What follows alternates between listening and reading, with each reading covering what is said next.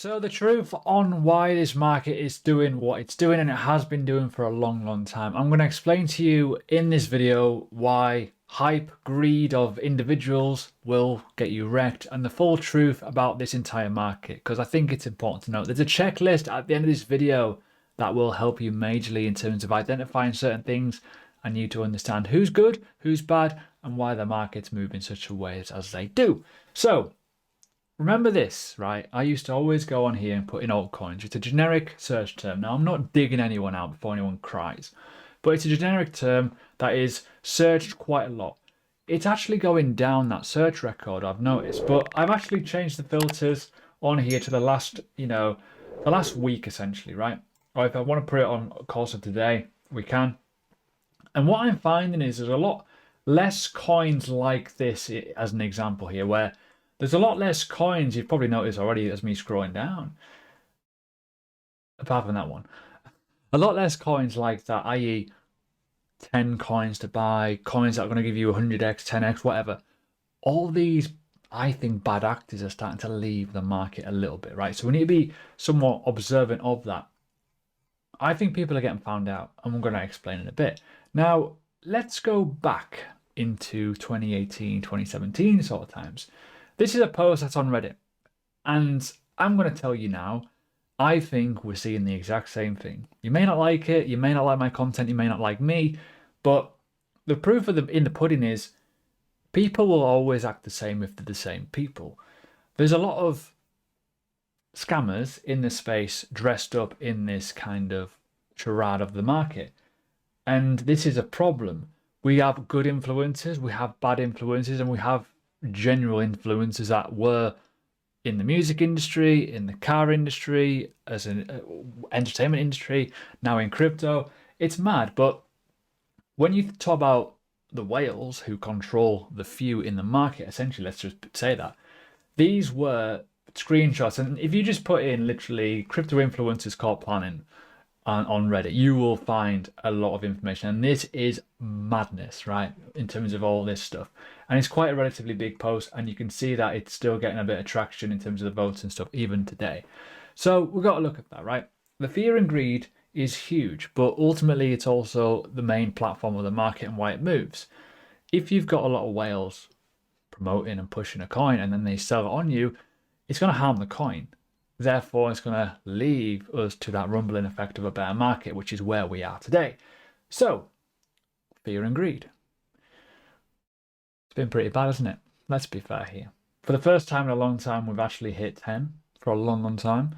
And this is just one element of the market. But I often say this market is in step with what the people want, right? If we're hyped, if the money flowing is nice, we will make money. If then that stops, we're going to go low, and that euphoric period will stay and do its same thing again. That's where the money is, right? So when we start talking about the overall situation in terms of how behavior is, and the truth of the matter is, people have started to disappear slowly. They're disappearing. A lot less content is going out in terms of Twitter, a lot less YouTube videos, a lot less subscribers. You can see here very clearly on just a couple of people here. There's no new subscribers coming. Even my own channel, no one's new. If you're new, by the way, hit the subscribe button. You get the picture, right? There's no real enthusiasm for that. Same with the views. The views are kind of dropping. Now, the views spiked up significantly on the course of the dump because everyone was putting out videos. People were getting wrecked left, right, and centre. We've all seen what's happened on some YouTube accounts. Oops. But you just know the picture, right? And again, a spike in the Google search for Bitcoin because of the Bitcoin kind of dump, essentially. And obviously what's happened with UST and all kinds of stuff, which I will come on to in a second. Now, when we talk about that, personal opinion, regulation, certainly in the UK is coming, certainly around the globe is coming. It's a requirement now. Some people don't like it, some people hate the idea of it, but for this market to grow and to become established, I think we need regulation. The truth is, here, big thing, I think the market needs it, right? Obvious. KYC, I understand why people are a bit annoyed about that. There's rumours and rumblings of Portugal potentially taxing their crypto, which no one's seen that ever coming, did they? Christ. But with this, stable currencies is important. Now, I think, bear with me, before I say it. This UST debacle and Luna is a blessing. Personally, I think it's a blessing that it's happened now and not 5 years later if this market gets much bigger. This happened at roughly when the market was roughly around $1.2 trillion in overall value wealth. Give or take, maybe a bit more than that. If that happened at like 7, 8, 9 trillion, oh my God. Oh my God. That's a problem, right? So you've got to look at that. We've got to learn from this. We've got to get forward from this. And you've got to keep your money safe. Diversification is key. And I think that is vitally important. This is why I think regulations is going to be important. And I think regulations will pave the way, essentially, for potential better things for this space to become a little bit less shit, let's be fair. So let's talk about diversification. It is Bitcoin Pizza Day very, very soon. These guys are offering you basically a slice of BTC if you are putting some money in there over the course of this weekend. For obvious reasons, it's a big thing in the Bitcoin space. 10,000 BTC was spent on a pizza back in 2010. Mental, I know. But you can earn some passive income on here. A lot of institutions use it, a lot of borrowers, a lot of lending. It is pretty awesome. So check out the link below and get a slice of BTC. Anywho, we need to talk about this. So as I said before, blessing in disguise, right? That the whole element has happened, and I'm going to explain at the end of this video a checklist of what to look out for and how to keep you essentially safe, right? Now, you can see here, they've lost a lot of money here. $1.6 billion on Binance essentially has gone of their own Luna holdings, for example, here, because an exchange has to buy the assets before they distribute them for obvious reasons. They obviously make a lot of money on this exchange, but that is still a lot of things. And as I say, the amount of money that has gone out of this space based off hype, greed, all kinds of stuff, and ultimately what has kind of crashed this is interesting, and that's a whole new debacle in itself, right? But we've got to look at the fact here that any project in the next, 12, 24, however many months, right, could happen like this, right? Not every project's going to survive. All your coins that you've got in your portfolio may not survive. You've got to look at that as a realistic opportunity. A realistic outcome, let's be honest with you.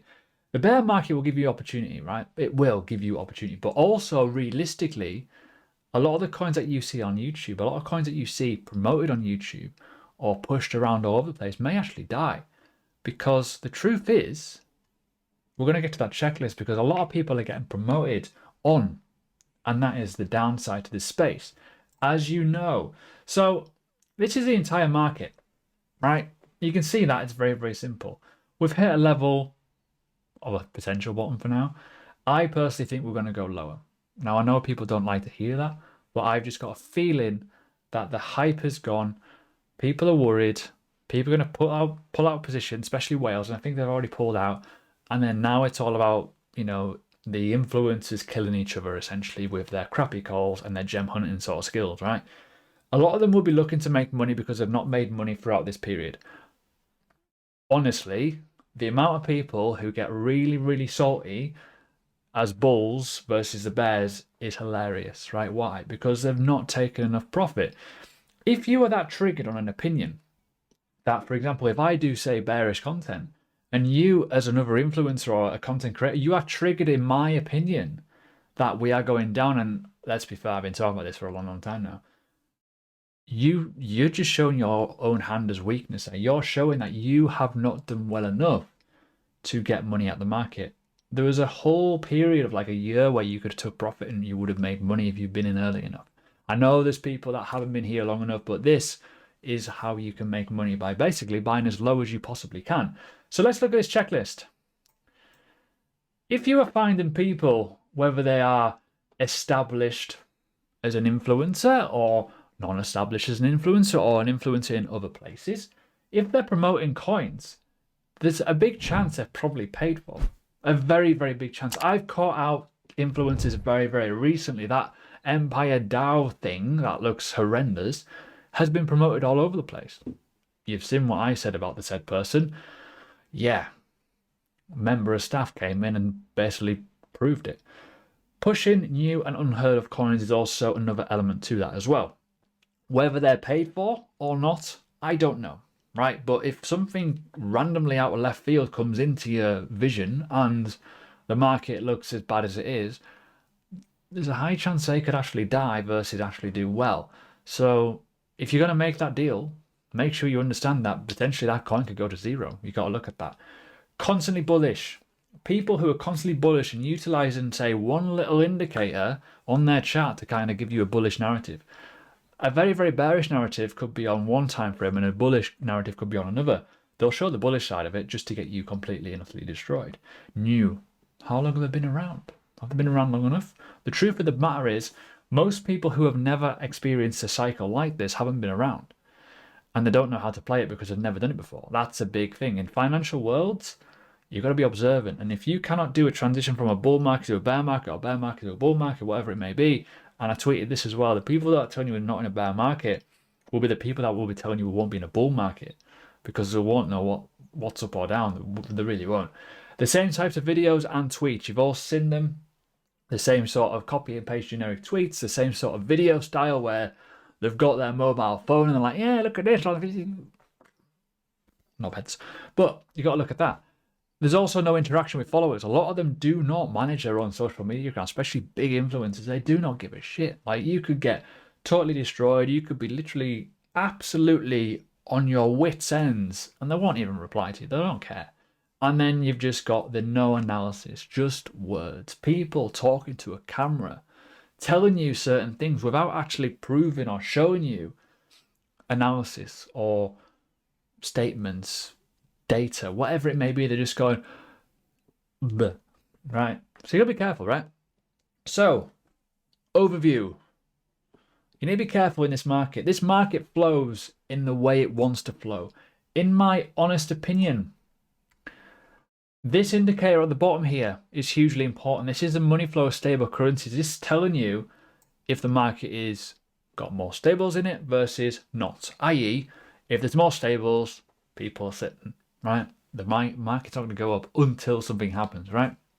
So you got to be careful. Also, I'm going to be recommending you a video next. Make sure you watch it. It will explain why I think this is very, very similar to 2018.